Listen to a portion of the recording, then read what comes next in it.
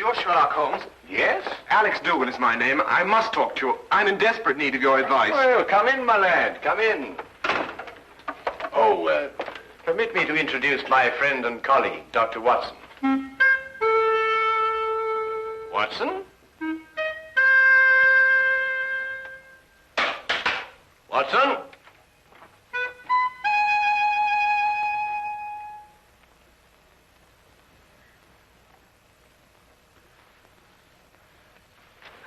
Caught, just as I suspected. Well, Oh, my goodness me, a patient. Oh, I do beg your pardon meeting you standing there like that. Most remiss of me. There, if you'll sit down, I'll be with you in a moment. My dear doctor, Mr. Dougal is not your patient. He's come to see me. Huh? Huh.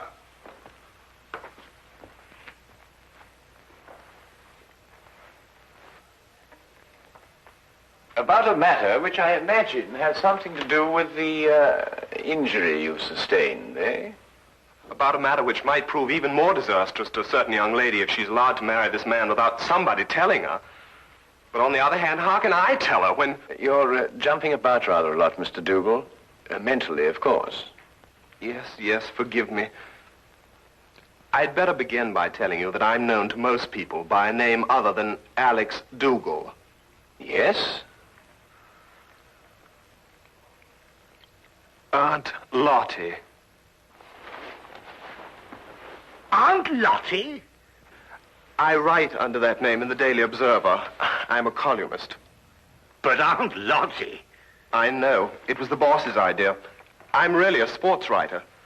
Don't ask me why I was assigned the job, but I do an advice for the Lovelorn column. Oh, I see. You mean the readers write into you telling you their problems? And I answer them. The boss thought they'd be more apt to listen to a nice, sweet old Aunt Lottie than a Alex Dougal. Well, of course, he may have a point there, Mr. Dougal. They listen to me, all right. Act on every word I say. And that's what started all the trouble. You'll have to go back with me 2 weeks. I'd received a letter from a young lady who identified herself only with the initials S.D. She said that her father had just died, and she had nobody to advise her but me. It seems that her fiancé was a man of violent temper, and had on one occasion almost throttled another man for even looking at her. She wanted to know if it'd be wise to marry him. I answered her, and a day later in the editorial room, I came to know what I'd touched off.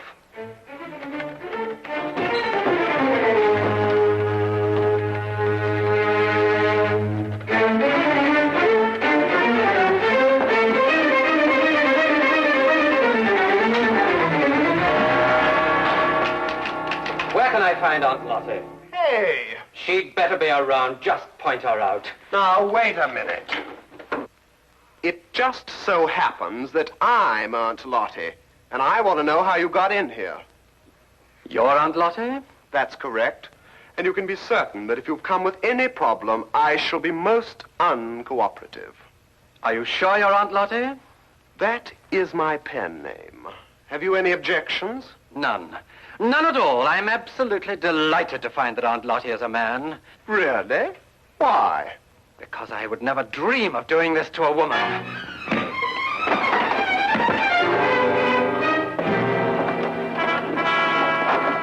What's the meaning of this? You received a letter the other day from a young lady asking whether it was wise to marry her fiancé, a man of violent temper. That's right. You replied in your column yesterday that it would be most unwise. It is. But what's it got to do with you? I know. Don't tell me. You're the fiancé. Aunt Lottie, you have a lot of mending to do. Mending? In your column tomorrow, I want you to take back every word. It's impossible. My publishers would never allow it. Right, then you'll go and see her personally. Her name is Susan Deering. Her address is 116 Chatham Hills Road, Bathampton. When you get back, I shall expect to hear that she has refixed the wedding date. Now, wait a minute. You can't intimidate me. I gave her my honest advice, and I intend to stick to it. What did you say? I intend to...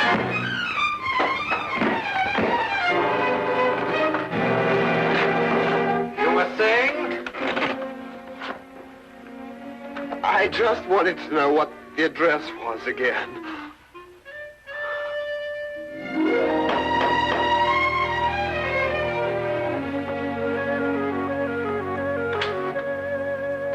Miss Deering?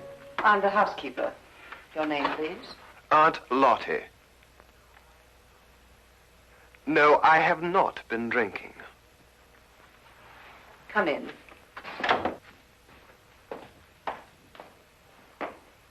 Wait here, please. I'll call her.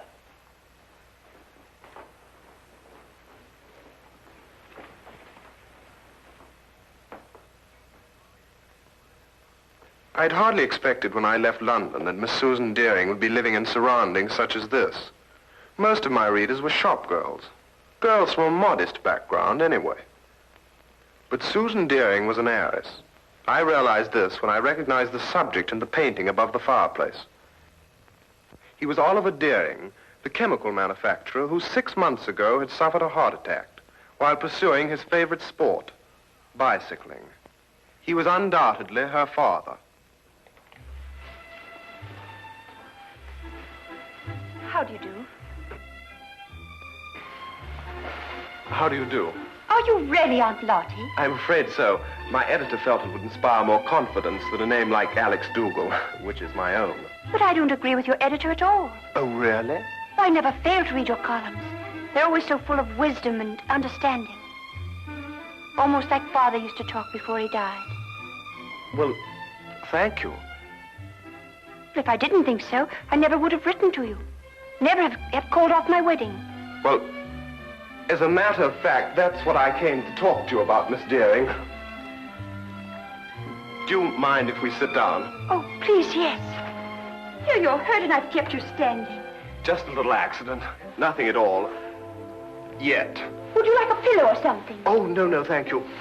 What bothers me more than any little ache is the advice that I gave you in my column.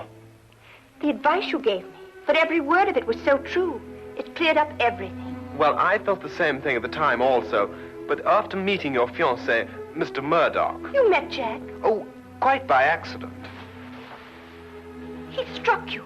I know he forced you to come here and see me. Oh, no, not at all. Then how were you hurt? I fell down the stairs. It was an accident. Forgive me. It's quite obvious that a man like you could never be forced to do anything against his will. Well, I should hope not.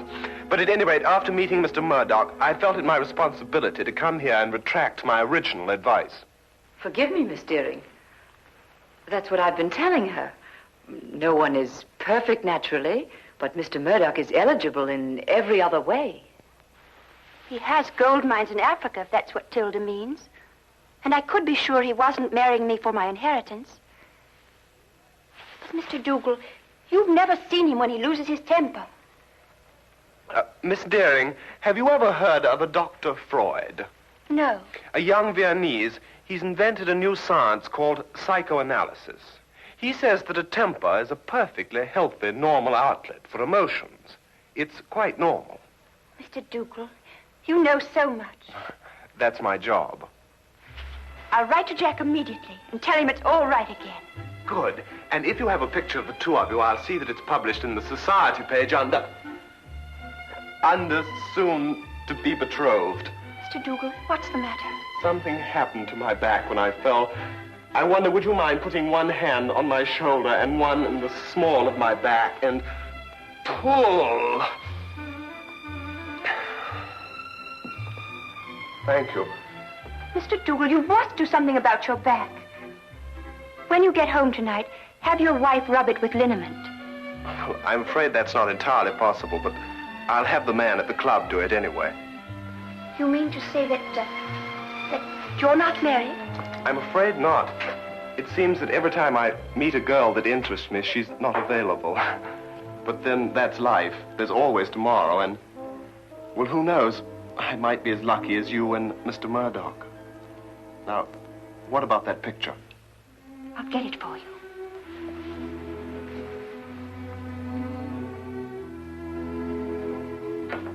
All the way back to London, my eyes kept returning to the snapshot that had been given me, and to Murdoch's face. I really hadn't had time to study him when he first came into my office. Everything had happened so fast. But now I had the clinging feeling that I'd seen him somewhere before. But where? And under what circumstances?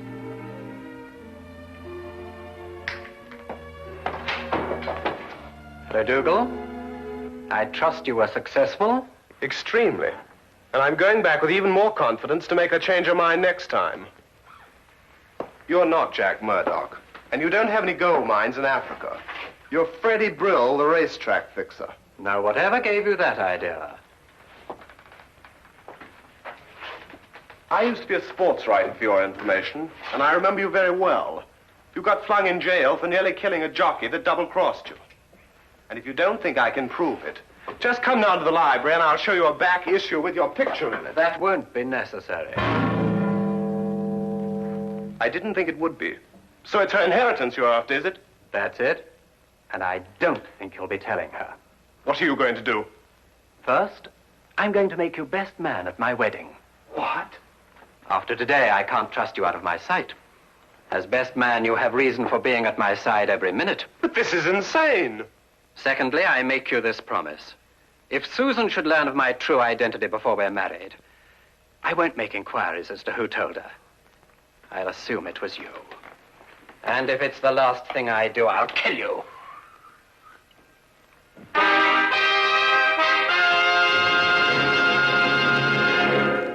Now, we return to the case of the violent suitor.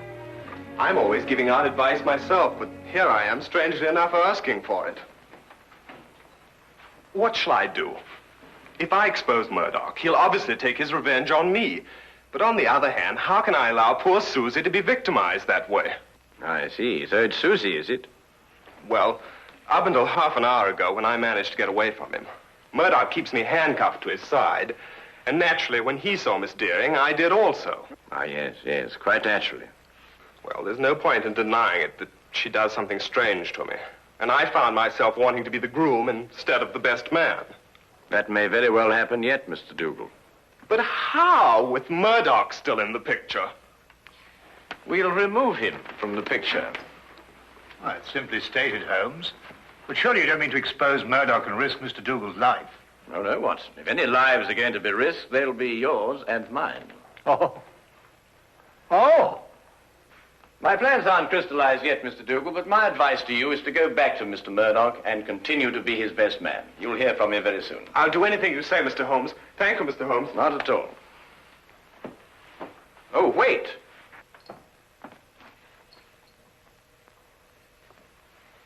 It's all right. I just wanted to make certain that Murdoch wasn't waiting for you outside. Oh, thank you, Mr. Holmes. Good day. Good day. Good day.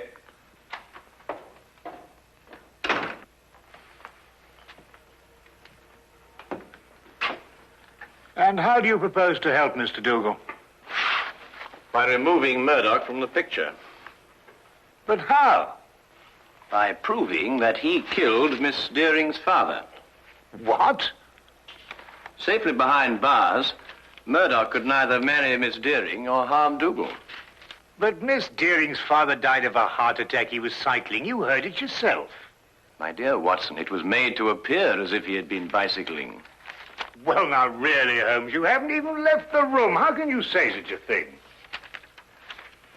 Ah, here it is. I thought I'd kept it. Have a look.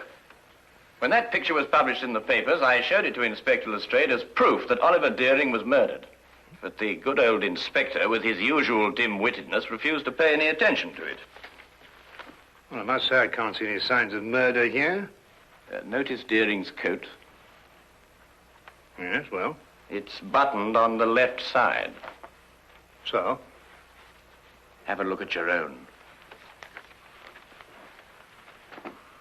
Well, yes, I see that, but... It's my theory that Deering was at home in his shirt sleeves when Murdoch struck him a blow on the back of the head that killed him.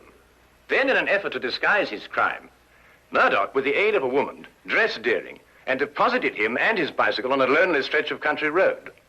But the mistake had been made of buttoning his coat on the wrong side.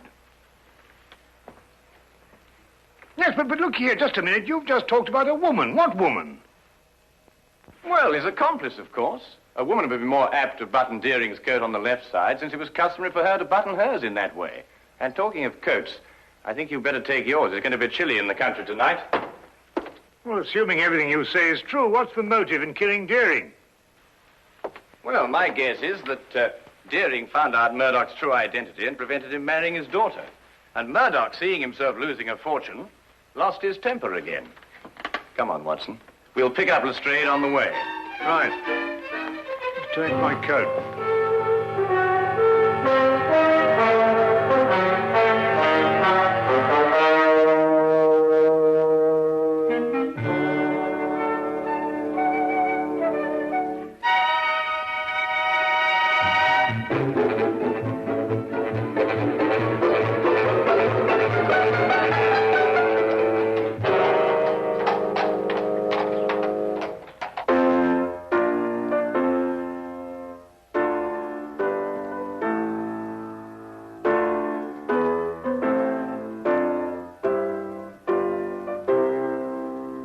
Now, what's the matter?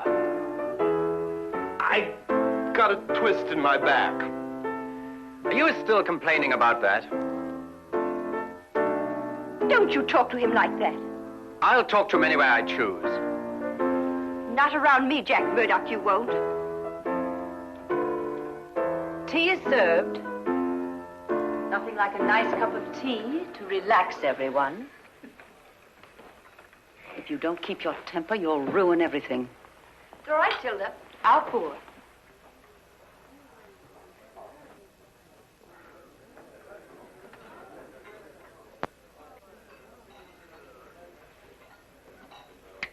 Why didn't I think of it? Of course.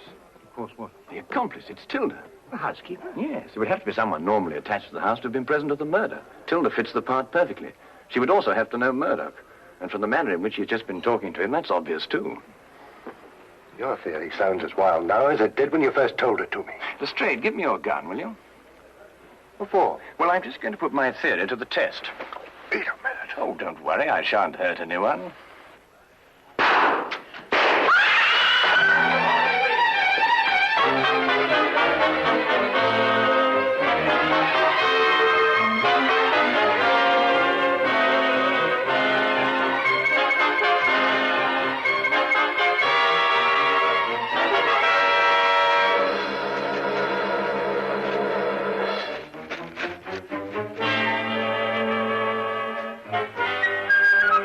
Holmes, what in thunder made you do a thing like this? No time to explain now. They'll have the staff out, search the grounds. If they find us, the whole plan's ruined. Well, now, where's Lestrade? Lestrade! Shh! Oh, Lestrade! He was behind us when I lost. Look. Oh, confound him. If they find him, everything will be ruined. Here, we'd better go and find him ourselves. Lestrade. Lestrade. Oh, no, Holmes, look. Well, well, well. Only the good inspector could have managed that. Well, Lestrade, you look like a stranded whale. What is this thing? It's a badminton net. Were you running with your eyes shut? Here. Holmes, listen. The gardeners, I expect. They're coming this way. We've got to get to the carriage. Come on, Lestrade. Get me out of this thing. Oh, there's no time for that. Come on.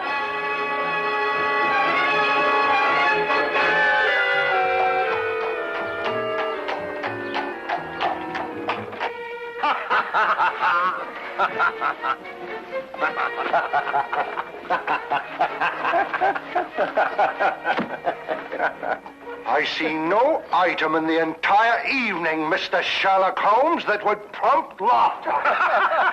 I'm terribly sorry, Lestrade, but I shall cherish the memory of you thrashing about on that badminton court for years to come. I wouldn't find it so amusing, Holmes, if it had been you who had torn that confounded net from its moorings. Lestrade, it was simply a question of going under it after all. And I haven't forgotten that it was your insane behavior tonight that made it necessary for us to be running at all. Yes, what were you up to, Holmes? Those shots, I mean. Yes, I assume there was a purpose. Oh, a very definite purpose, Lestrade. Those 3 bullets were bait for a trap. Odd bait, I must say. I trust it was the perfect bait for our purpose. I only hope that our delayed departure from the Deerings won't make us too late to see the trap sprung. You mean it wasn't sprung at the Deering? There were too many people there, Watson. You see, if my theory is correct, then Jack Murdoch's flat should be the place. And I wonder if we can entice this driver to go just a little bit faster. Cabby! Cabby, go as quick as you can.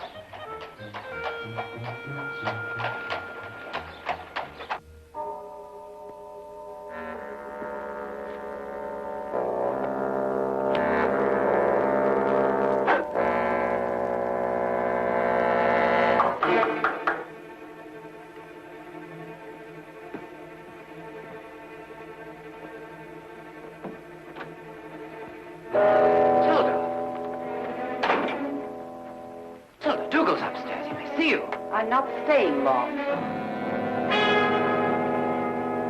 What is this? I'm within 2 days of marrying Susan and grabbing a fortune for us. For yourself, you mean? You never had any intention of sharing it with me. What are you talking about? £50,000 is yours the day I'm married. Didn't I promise it to you? Yes, but your circumstances were different then. I saw you kill Mr. Deering, and you got panicky that I would run to the police. But time's gone by, and now you've found a surer and cheaper way to keep me quiet. What do you mean? Back at the house before, you had someone try to kill me. Tilda, I told you, I swear I know nothing about those shots.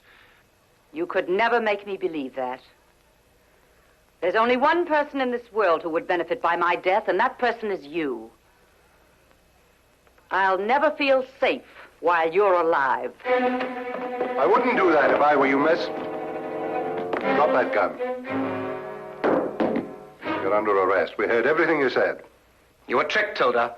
It was the police fired those shots at you. Well, Mr. Holmes here anyway. I had a feeling it would stir things up a bit. It's an old adage that partners in crime never trust one another. Get down!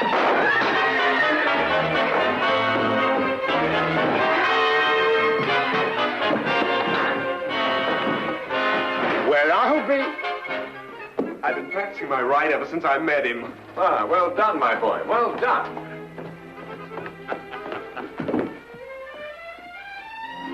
You'd better come along too, miss.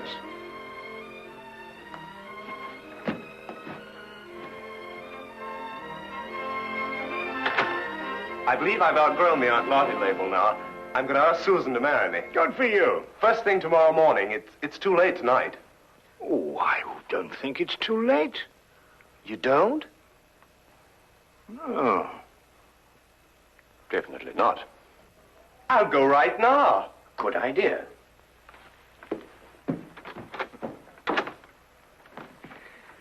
Well, Holmes, you've solved the mystery and brought two young lovers together. I think I'm going to call you Aunt Lottie. What? Oh, no, really, Watson. This time you've gone too far.